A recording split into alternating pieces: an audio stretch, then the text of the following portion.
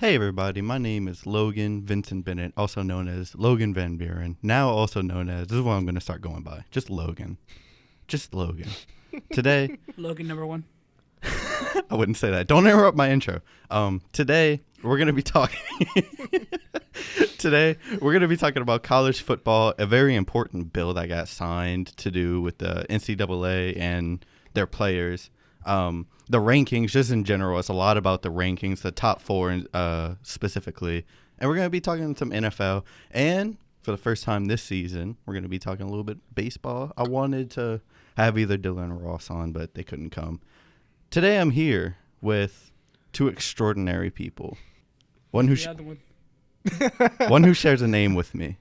Yeah, I'm Logan Graffia. I guess I'm Logan number 2, I guess. I'm not happy about that, but I guess. Well, dog, you said it. You called him I'm Logan MC number Tyler 1. T, a.k.a. Tyler Thomas. What's going on, fellas? Thank you for that. You're welcome. Logan, just to let you know, you're equal with me, but I have to be Logan number 1 because I'm the host. Yeah, I remember when I was host. It's okay. So That's just what we called you. I'm just playing. I love you, buddy. I want to get into it with this bill. This is something we've talked about a lot on the podcast before. We've talked about how players deserve a right to use their likeness and their image to make money. And it's not like the whole NCAA just passed it. It's just in California. Well, players in California, college players, have the ability to use their likeness, their image, and to make money now. And I just want to know, how long do y'all think it will be until the NCAA has to enforce this? Well, the California just made a power play. Yeah. Because they're going to be the first person to do this, but also every big name player out there that's going to get a lot of money is they're not going to have an option of going anywhere but California, because all of them look at Zion. If he don't went to somewhere when this bill was passed, say in California, how much money would he have made on his name? Millions. Like, before he got even professional. So, like, you have to think this is a competitive advantage. I mean, California schools are going to be unrivaled now. I really think if it doesn't, like, once 2023 hits, I was about to bring that up, yeah. they're going to be unrivaled if the other states don't pass it along. I was going to bring up the 2023 thing. Like, it's not going to be officially official till, like, 2023, but this is the first step. Yeah. We've always talked about college players getting paid. They should get paid, or some type of payment, because schools always say, like NCAA says, oh, they're on scholarship, they get free schooling. But in the end, yeah, they're just there for football as far as those coaches are concerned, and they don't care about their school. So all in all, you got to think about this too. A lot of those kids are probably broke. Most of the time, their accounts is probably negative more times than anything. Even Richard Sherman talked about that years ago when he said his account was more negative more times than anything. So this is the first step at getting college athletes paid, especially big name players at that. Yeah. Another thing I was going to mention was I feel like at its core, I think everyone could agree with the fact that they should be able to make money off their own name. Of course. There was no justification. I agree. I certainly think there's no justification against that. Now, do I think there's justification for them to, not get paid for playing? I think there is, to some extent. That there's, people who think that way have, that's a good way to think, I guess. But I disagree with it personally. But I get why people think that way. And I mean, if you think about this is probably going to be a first step. We don't know, in 2023, could it be possible that the NCAA video game can make a comeback? Because, I mean, it might be possible because of this bill, because it is the first step. Because the whole reason why they got rid of the video game in general was because they was using the likeness of the players, like we was talking about. Because, I mean, if you actually play the game, say, for instance, LSU running back number 7, we all know who that is. Yeah. Let's all be real. We all knew that was Leonard Fournette. So it's just like I said, it's the first step. And it's crazy how California's the first and has the building block to do it. My thing is that, like you said, Logan, and like we've talked about before, is so many college athletes, they're on scholarships, but they're really broke when they go here. And not only that, they have no means of using their platform to their advantage to help earn money. And like y'all said, this is the first step to moving towards that in 2023, which seems like a far time from now, but it won't be. It'll come sooner than we know it. The way I described it to my friend was this is a really good, like, it's good for the schools that were a victim of the NCAA's stupid rules, that they get the option. They get time to be able to create that environment. So One more thing. I just want to say I think Louisiana is going to be the last state to actually sign this bill. One of the last states. Louisiana and Mississippi are going to be probably the last two states to do it. 49 and 50. I feel Probably that. That's so. usually what it is. So that's super important. Like, we're not just going to not talk about that. We have to talk about that because it's something we've advocated for on this podcast.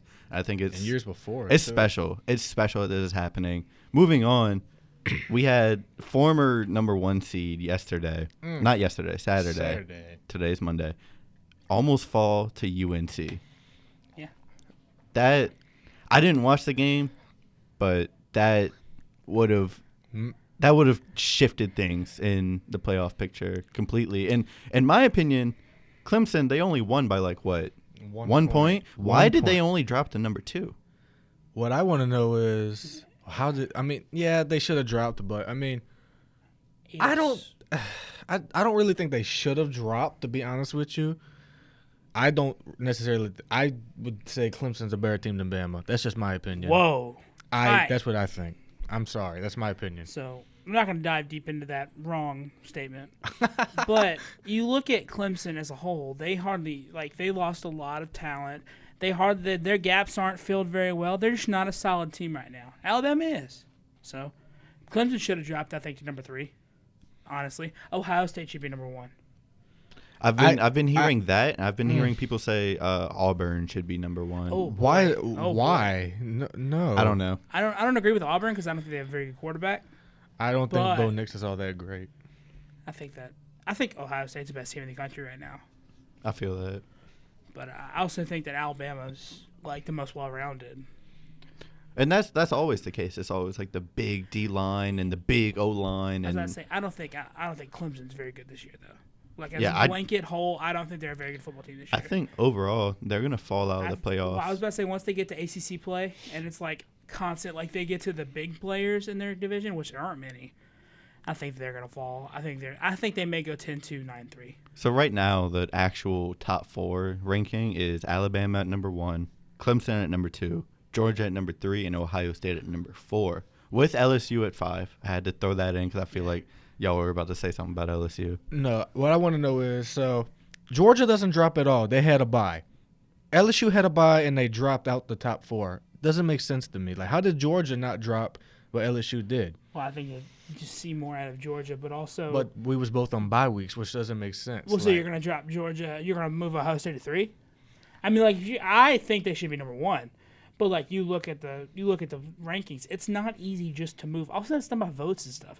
So it's like a huge majority of people aren't going to vote to move Georgia out. Like just move them out because they were on a bye week. It's weird to think that bye weeks should automatically drop you. It's weird to me. But then again, bad performances should probably also drop you. Who knows? The rankings don't really matter though until the playoffs. Those top 4 teams, who cares what order they're in? For now, the best team's going to come out.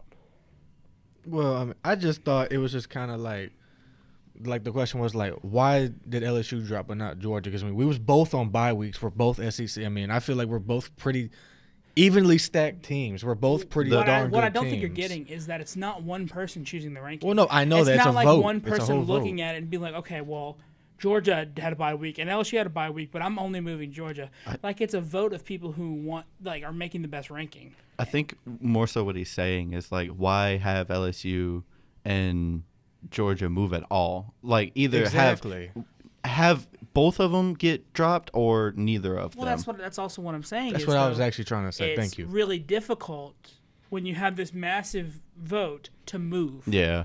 Unless you lose.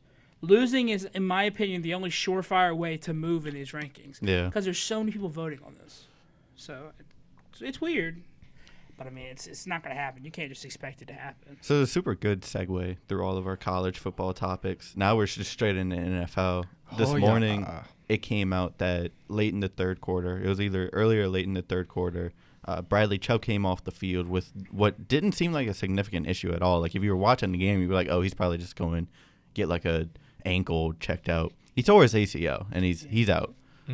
That sucks because I watched some of the game yesterday. At one point, the Broncos had their first sack of the season. Yeah, with Von Miller. And it's like they finally got it going with the sacks, with the dynamic duo on defense, and then Bradley Chubb tears his ACL.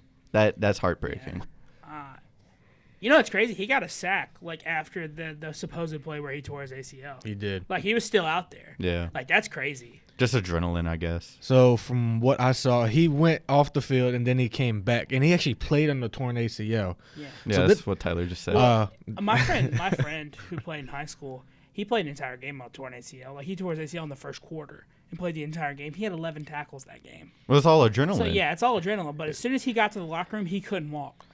That was the same with one of my friends and teammates. He was the center and had a torn ACL, and he played the whole game. That's tough. I don't know how he did it, because when he got back to the locker room, he couldn't walk on one of his legs, and when I asked him what it was, he said he tore his ACL. And I don't know how the heck he was still playing center, because you know how hard that had to be, playing center on one leg in the trenches like that? That's hard. But moving back to Bradley Chubb, I think it's really sad because he's a top 25. I mean, I'm not gonna rank him.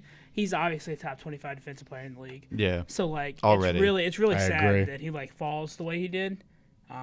But I mean, it's the nature of the game. It's a big blow to the Broncos defense, because they don't really have much on defense. they don't have much going at all. Like, they're 0-4 for a reason. Their offense sucks. I mean, in the only bright spot on the defense, okay, they had 3. They had Von Miller, Bradley Chubb, which is out now, and they had Chris Harris Jr. Other than that, they don't have really much of anything going. I'm all for giving coaches a year, but I do not like what your guy's doing. Yeah, I don't. Y'all know I love Vic Fangio, but I don't really. like what he's doing. I'm all for giving coaches a year. I don't like what he's doing. I think it's inconsequential that, Joe Flacco ended up leading what should have been a game-winning touchdown, and then their defense kind of failed. Like they were almost 2-2 by now, but yeah. That's just the way football swings. I texted my friend. I was like, he bet on the Broncos. And I was like, you just almost won this. And then it didn't happen. And I was like, I feel so bad. I'm sorry. My bad. So we're on the topic of defense. A defensive player got injured. I had to talk about this. Don't call me biased or a homer or anything. The Patriots defense is absolutely lights out.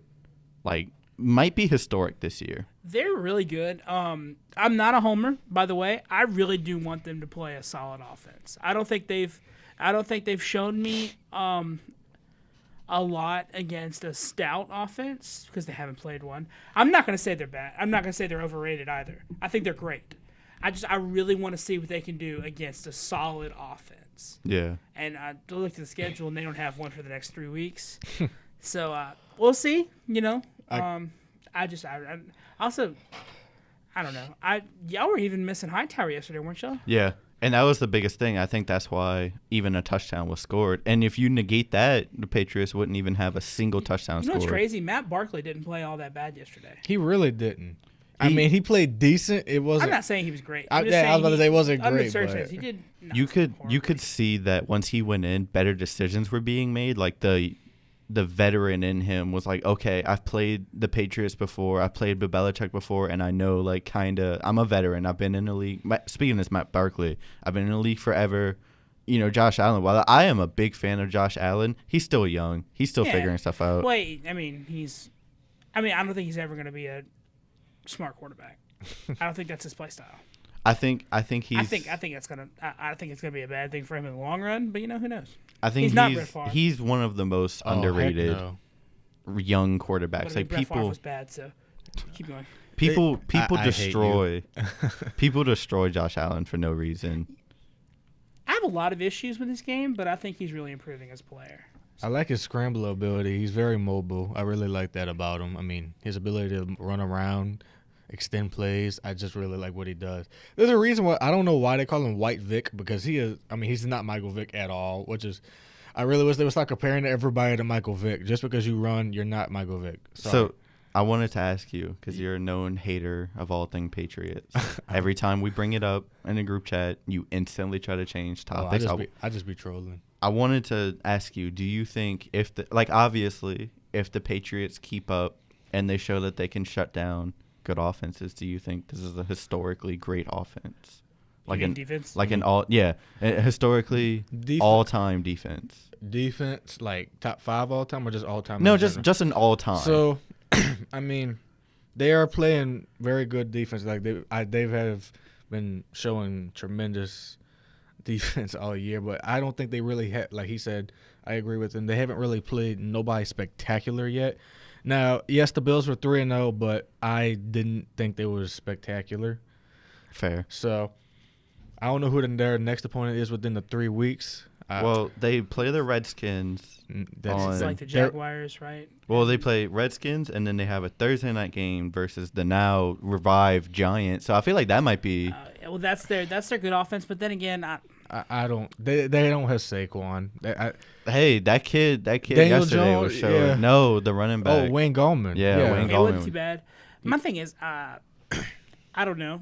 It's the same thing with Daniel Jones and with the Patriots. You really do have to look at who they're playing against. He's been great, but will he keep doing that down the line? I mean, he had 2 picks yesterday. Yeah, I know one of them was a bobble. One of them shouldn't have been a pick. One of them was a tip. Yeah, but I mean, he is a rookie though. Yeah, well, I'm not saying I think he's horrible. I'm just waiting. Pump the brakes.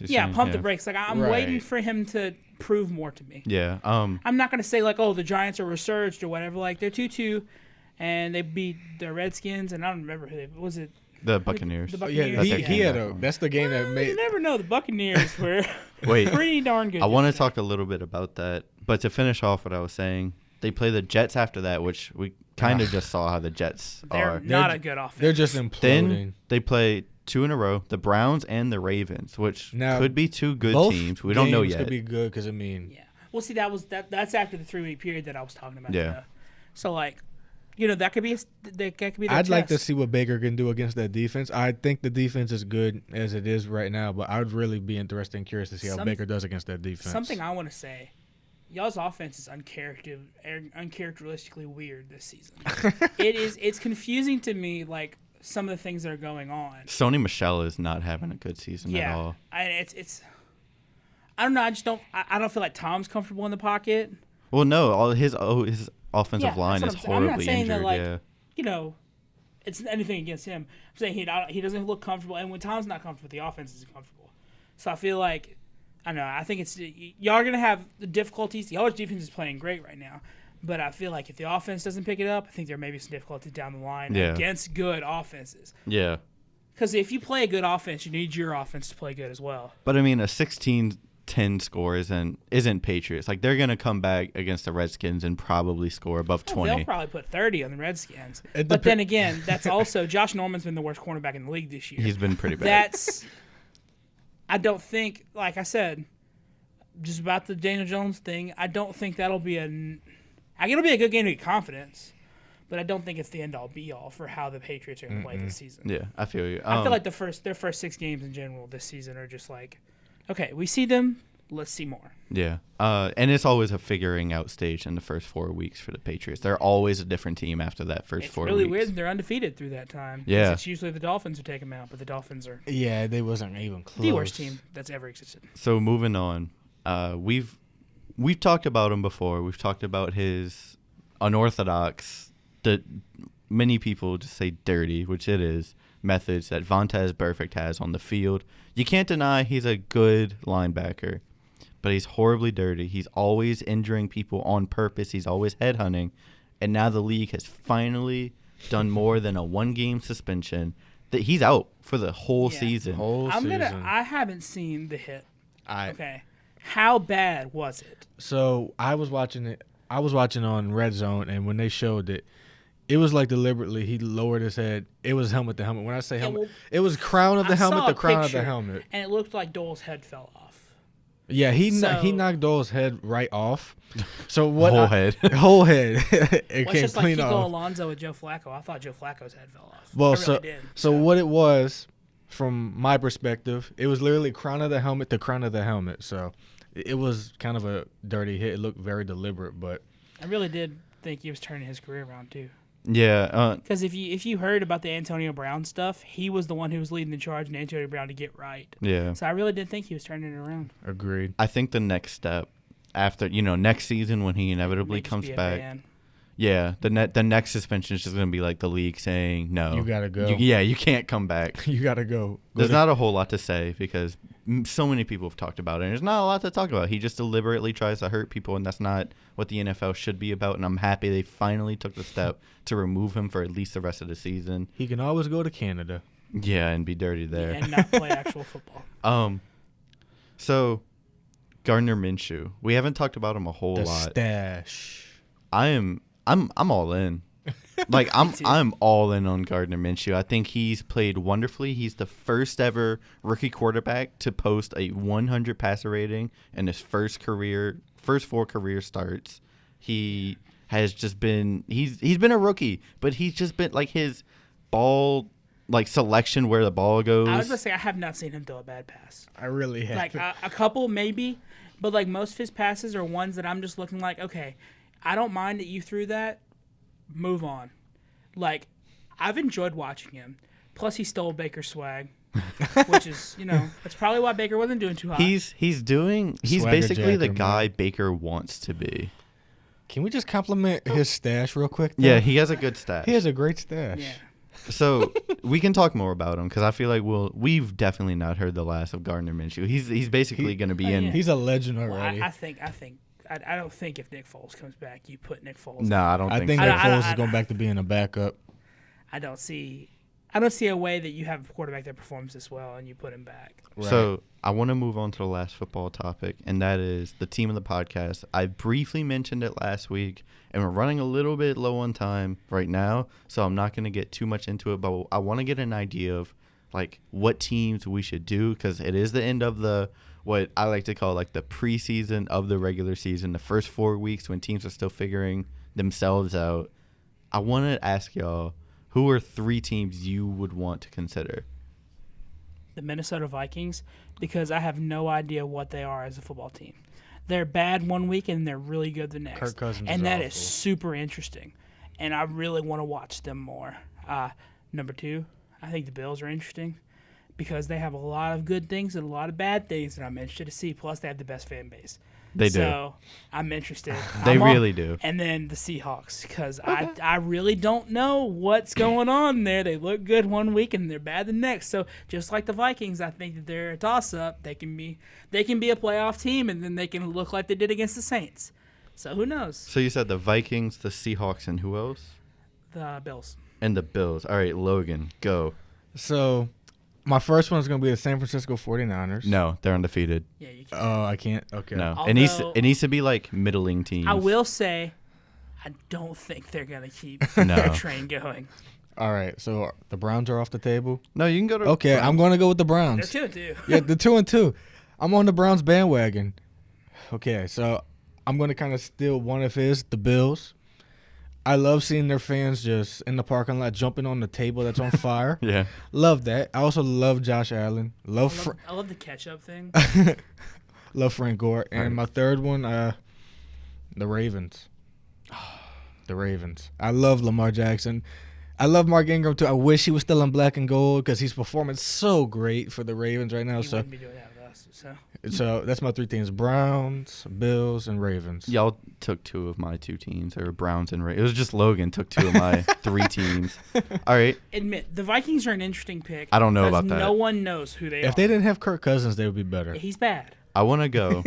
I want to go with the Bears because Mitchell Trubisky is going to be out for the next few weeks. I think it's going to be interesting to see what Chase Daniel does. Oof. I want to go with. We said the Seahawks. We said the Bills, Ravens, Browns. Y'all didn't leave me a whole lot. The Texans. Oh, I they're forgot interesting. about them. They should have won yesterday. And I'm a love the this is gonna Texans. be like my equivalent of the Vikings answer. I'm gonna go the Titans. Ugh. Who knows what they are? They did play the worst team in the NFL other than the Dolphins yesterday. So Wait, who did they play? the Falcons. Oh yeah, this is true. I think we don't like the Falcons are Falcons. really bad, and I feel so bad about that. They are the Because Falcons. it is not their fault. Stop that, Logan. Okay, so very quickly, that's our 3 nominations. We're probably gonna get an actual team in the podcast in the next 2 weeks. I'm super excited for that. Quickly, let's just run through the baseball playoffs are about to start off. Wild card round is gonna be the Brewers versus the Nationals, and the Rays versus the A's. Who do y'all think wins each matchup? Quickly. I got the A's over the Rays, and who's the other team? Brewers and Nationals. I got the Nationals over the Brewers. Tyler. Yeah, I got the Nationals over the Brewers just because Yelich isn't back yet. But for the Rays and the Athletics, I've got Oakland. Okay. You know, Moneyball. I think Oakland's gonna take it. I haven't seen much out of Tampa Bay. Plus, I'm a Yankees fan, so I just pull for the Rays to lose automatically. So. I'm also gonna go A's, Oakland, and the Brewers, and that's it. That's You it said for the Brewers? Yeah. Okay. He had to check me real quick, and that's it. That's it for today's podcast. Okay. My name is Logan. Today, Tyler. today I've been here with Tyler. I'm Logan. No, I'm Logan number 2. I'm Logan Graffia. there you go. Look at him. We're getting a few laughs from our producer, Camille B. Thank you for listening. This has been presented by KSLU. Once again, I'm Logan. And that's Tyler. Logan. and that's it. Goodbye.